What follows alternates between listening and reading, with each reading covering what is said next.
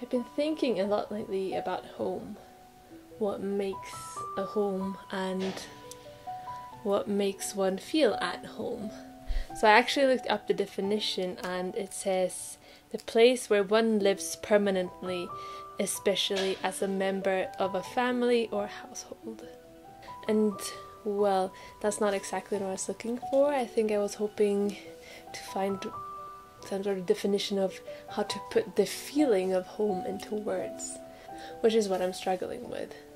I'm not personally of the opinion that home has to be somewhere I live permanently, or at least not for all types of homes, because I feel at home in many places.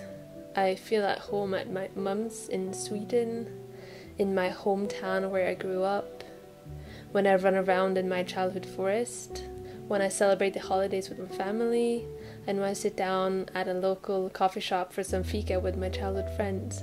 I also feel at home here in China, in the house with my Chinese family, when I go out and pick veggies in our garden, when I walk around the village streets after weeks away, and when I go to sleep next to my son and my husband.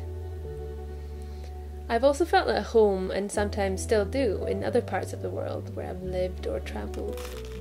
In the Shanghai subway, in the Hutongs of Beijing, in a hostel in Chengdu, in the mountains of Shanxi, and all the different places I've lived as a student.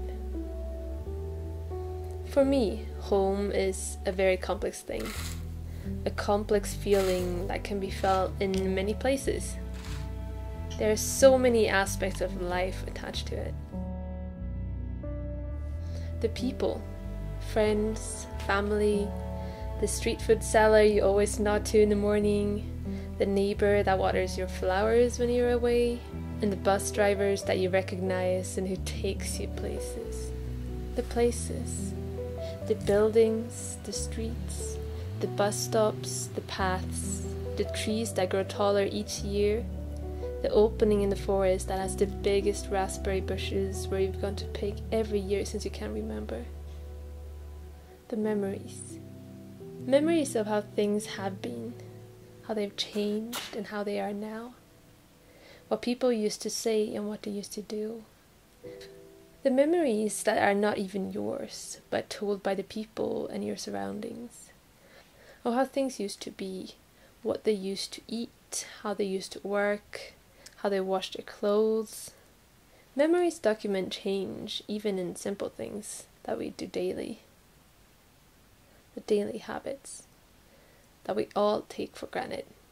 We know how to wash our clothes, we know where to put our clothes to dry, we know how to get water, where to wash our hair, and how to store whatever we wear. And I don't appreciate any of that until I'm in a place where I'm not at home, where I don't know where the food is stored, where I don't know how to cook, where I don't understand the instructions for the washing machine. Where people do things, just these little things, completely different from me. The repetition, the regularity, the common, taking things for granted, taking comforts for granted, and even people for granted.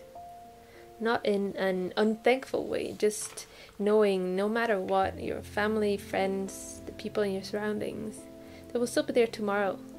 It all gives a sense of security, of safety, of knowing what to expect. And I think that is the most important parts of feeling at home somewhere. When I came to China, I came looking for adventures, for travel, and for a constant flow of new experiences.